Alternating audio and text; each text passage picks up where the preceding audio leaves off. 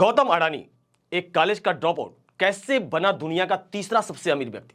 पैसे के बारे में एक बात कही जाती है कि यह चलता फिरता रहता है, आज इसके पास तो कल उसके पास। इसलिए हमने दुनिया में कई अमीर बनते देखे और उनकी जगह बदलती देखी।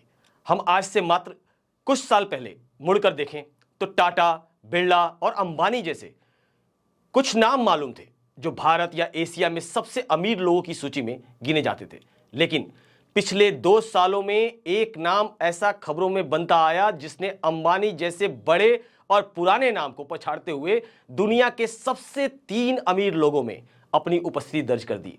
जी हां, हम बात कर रहे हैं Adani ports, Adani power, Adani Wilmer जैसी बड़ी कंपनियों के मालिक गौतम अडानी की, जिसने बड़ी तेजी से कुछ ही सालों में इतना धन जुटाया कि बड़े बड़े बिजनेस टाइकून को अपनी संपत्ति के सामने छोटा कर दिया।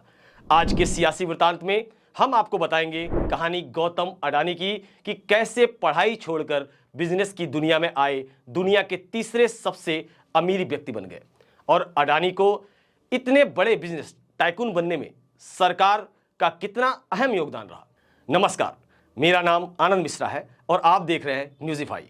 गौतम अडानी का जन्म 24 जून 1962 को अहमदाबाद, गुजरात में हुआ। साधारण से मध्यम वर्गीय परिवार में जन्मे अडानी को संपत्तियां अंबानी की तरह पुरखों में नहीं मिली।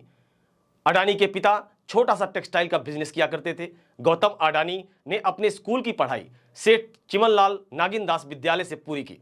फिर गुजरात यूनिवर्सिटी में कॉमर्स सब्जेक्ट से ग्रेजुएशन के लिए दाखिला ले लिया। लेकिन अडानी को पढ़ाई में मन नहीं लगा, उन्हें पैसे कमाने की धुन सवार थी और यह तो जग जाहिर है कि गुजरातियों का पैसों से प्यार और बिजनेस में महारत उनके खून में शामिल होता है। यही वजह थी कि गौतम अडानी ने कॉलेज की पढ़ाई दूसरे साल में ही छोड़ दी और बिजनेस करने की ठान ली। लेकिन उनको अपने पिता के कपड़ों के व्यापार में कोई रुचि नहीं थी, इसलिए अपनी अलग पहचान बनाने का इरादा लिए अडानी मुंबई आ गए। फिर यहां महेंद्र ब्रदर्स के लिए हीरे की छटाई का काम करने लगे। अडानी का किस्मत का दरवाजा तब खुला जब उनके भाई मनसुख भाई ने प्लास्टिक का व्यापार संभालने को अडानी को बुलाया। यहां से अडानी पहली बार वैश्विक बाजार में कूद पड़े और उन्होंने पीवीसी प्लास्टिक का निर्यात शुरू किया और अडानी एक्सपोर्ट की स्थापना कर दी। 1991 में जब आर्थिक सुधार किया गया, जिसमें भारत ने उदारीकरण, निजीकरण और वैश्वीकरण का दरवाजा बाहर की अर्थव्यवस्था के लिए खोल दिया, अडानी को इस नीति का भरपूर लाभ मिला। धीरे धीरे अडानी ने अलग अलग क्षेत्रों जैसे कपड़े, धातु और कृषि उत्पादों में हाथ आजमाना शुरू कर दिया। 1994 में अडानी को जब गुजरात सरकार ने मुंद्रा पोर्ट का कॉन्ट्रैक्ट दिया, उसके बाद तो अडानी ने बिजनेस का बड़ा साम्राज्य ही स्थापित कर दिया। बंदरगाहों पर धाक जमाने के बाद अडानी ने 1996 में अडानी पावर की स्थापना कर दी और कई थर्मल प्लांट स्थापित कर दिए। इसके बाद तो अडानी ने रियल एस्टेट, तेल और गैस, ग्रीन एनर्जी, खानों जैसी कंपनियों के मालिक बन गए। फरवरी 2022 में जब ब्लूमबर्ग ने अमीर लोगों की सूची जारी की तो सनसनी सी मच गई। सालों से एशिया के सबसे अमीर व्यक्ति रहे मुकेश अंबानी को पीछे करते हुए 6.6 लाख करोड़ के साथ एशिया के सबसे अमीर आदमी बन गए और दुनिया के 10वें सबसे अमीर। अडानी के सबसे अमीर व्यक्ति बनने और उनकी संपत्ति में आए भारी उछाल अडानी और प्रधानमंत्री के रिश्ते को काफी शक भरी निगाह से देखा जाने लगा।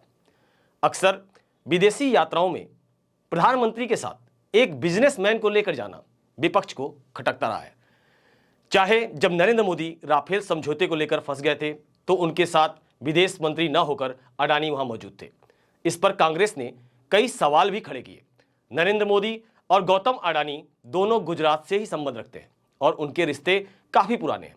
इससे पहले जब प्रधानमंत्री मोदी गुजरात के मुख्यमंत्री थे तब भी वो अक्सर मोदी के साथ विदेशी दौरे पे जाया करते थे और यह सवाल इसलिए भी तूल पकड़ता है क्योंकि मोदी के सत्ता में आने के बाद 8 सालों में अडानी की संपत्ति 27 गुना बढ़ गई है और सबसे ज्यादा इजाफा देखने को मिला 2020 से 2022 के बीच में।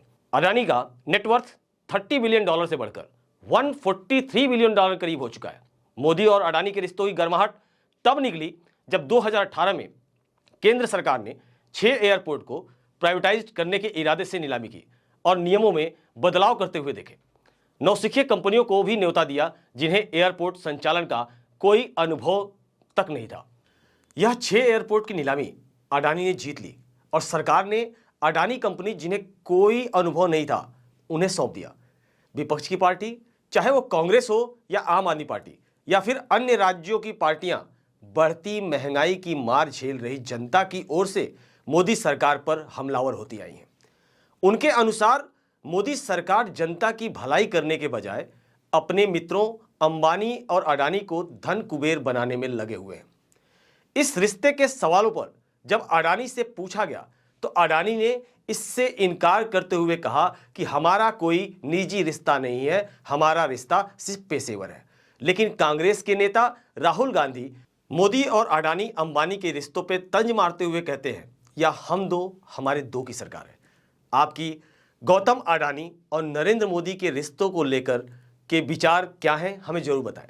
दोस्तों, आपके लिए स्टोरी लिखी थी हमारे साथी फराज जमाल ने। और अगर आप ये वीडियो YouTube पर देख रहे हैं तो हमारे चैनल को सब्सक्राइब करना ना भूलें। और अगर आप ये वीडियो Facebook पर देख रहे हैं तो हमारे पेज को भी लाइक करते चलें, जिससे जब भी हम कोई नई वीडियो लेकर आएं तो आपको पता चल जाया करे। आज के लिए इतना ही, कल फिर मिलते हैं किसी नए किस्से के साथ। तब तक के लिए नमस्कार।